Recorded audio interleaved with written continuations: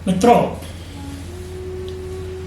भक्ति या ईश्वर के प्रति समर्पण का भाव मनुष्य के जीवन का सार तत्व है। कर्म तो सभी जीव करते हैं, मनुष्य भी करते हैं। शरीर के लिए,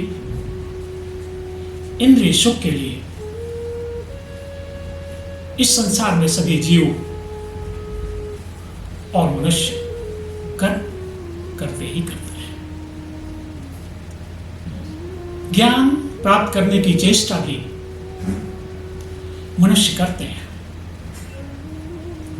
न्यूनाधिक सभी मनुष्य ज्ञान प्राप्त करने की चेष्टा करते हैं। तो कर्म और ज्ञान तो हमारे जीवन के स्वाभाविक लक्षण है। कर्म करना और ज्ञान प्राप्त करने की चेष्टा करना हमारे जीवन का स्वाभाविक लक्षण है। किंतु भक्ति या ईश्वर के प्रति समर्पण का भाव मनुष्य के जीवन का सार तत्व है। उसके निर्वाण या मोक्ष या ईश्वर के परम धाम में रहने की पात्रता का प्रमाण। मित्रों, इसलिए भगवान कृष्ण ने गीता के 12वें अध्याय के 8वें श्लोक में कहा, मय्येव मनयाधस्त्व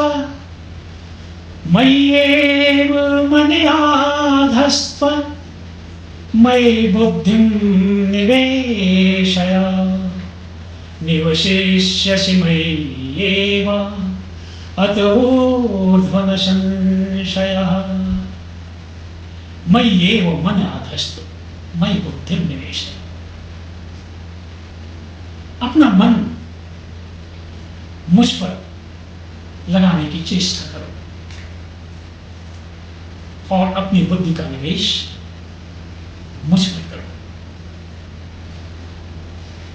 और ऐसा कर पाने में यदि तुम सक्षम होते हो तो तुम्हारी पूर्ण गति निश्चय है। तो मित्रों, कर्म और ज्ञान के साथ साथ हमारे अंदर भक्ति का उदय होना अत्यावश्यक है। यानी ईश्वर के प्रति समर्पण का भाव उत्पन्न होना अत्यावश्यक है।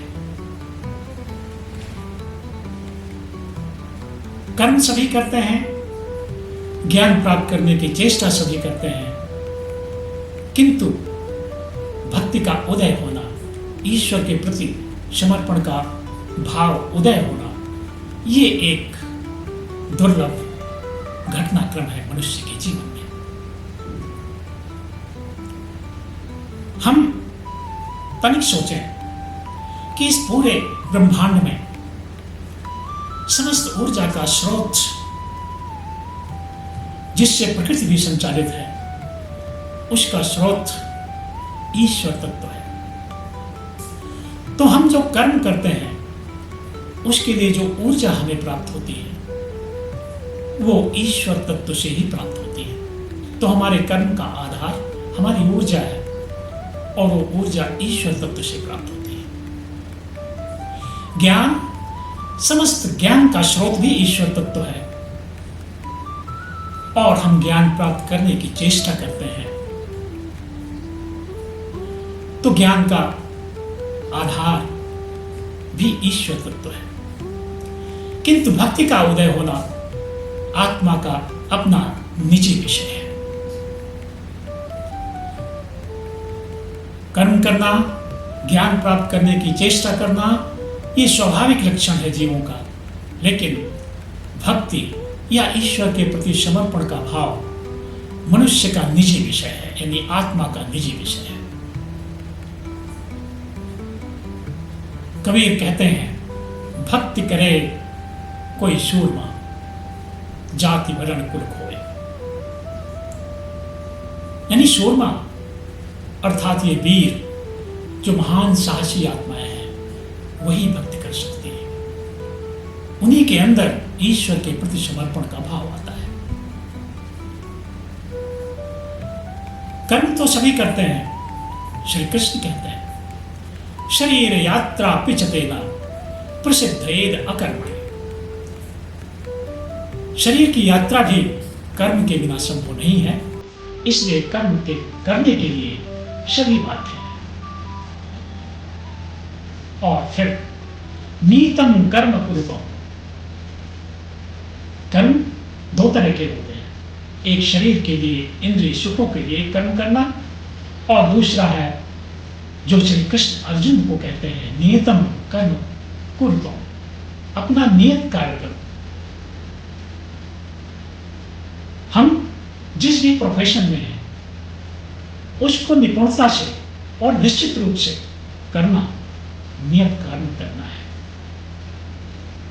शरीर के सुख के लिए, इंद्रिय सुखों के लिए कर्म करना स्वाभाविक लक्षण है, वो तो हमें करना ही करना है, हम करने के लिए बाध्य हैं। तो कर्म और ज्ञान ये स्वाभाविक हमारी प्रवृत्ति है, कर्म करना और ज्ञान प्राप्त की चेष्टा करना। किंतु भक्ति का उदय होना, भक्ति यानी ईश्वर के प्रति समर्पण का भाव उदय होना, ये एक विलक्षण घटनाक्रम है मनुष्य के जीवन में। सामान्यतः भक्ति का अर्थ हम समझते हैं मंदिर जाना और भगवान की प्रतिमा के दर्शन करना। ये भक्ति का बहुत ही छोटा सा आयाम है। भक्ति तो बहुत ही विस्तृत और इसका आयाम असीमित है। हम कबीर, सूर, तुलसी, मीरा, रहीम, रसखान की भक्ति को जानते हैं, हम अर्जुन की भक्ति को जानते हैं, हम हनुमान की भक्ति को जानते हैं, लेकिन जीवात्मा की भक्ति बहुत ही व्यापक है। एक कृषक से लेकर प्रधानमंत्री तक की भक्ति,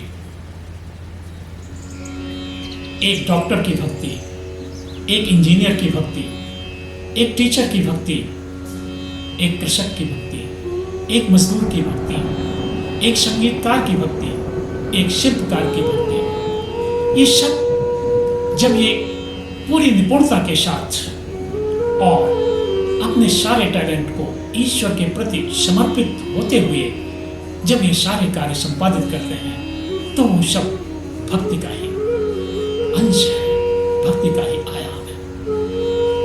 तो हे मित्रों, हम जिस क्षेत्र में, जिस प्रोफेशन में है, उसको निपुणता से हम करें, यही ईश्वर की परम भक्ति है। भगवान श्री कृष्ण 12वें अध्याय के जो भक्ति योग के नाम से जाना जाता है, उसके 8वें श्लोक में यही हमें शिक्षा देते हैं। मय्येव मनयाधस्त्वा मयि बुद्धिं निवेशय निवशेष्यसि मय्येव अतो ऊर्ध्व न संशयः। हमारे जीवन का उद्देश्य है निर्वाण या मोक्ष या ईश्वर के परम धाम में रहने की पात्रता प्राप्त करना। तो जब ईश्वर के प्रति जब हम समर्पण के भाव से कार्य करते हैं, तभी हम बंधन मुक्त होते हैं, और जब हम बंधन मुक्त होते हैं तभी हमें ये पात्रता प्राप्त होती है। तो बंधनों से मुक्ति का एकमात्र साधन है ईश्वर के प्रति समर्पण का भाव या हमारे अंदर भक्ति का उदय होना। तो हे मित्रों, हम सबको भक्ति यानी अपने नियत कर्म का निष्पादन निपुणता के साथ और ईश्वर के प्रति समर्पण के भाव के साथ करना है, और यही वास्तविक भक्ति है। जय श्री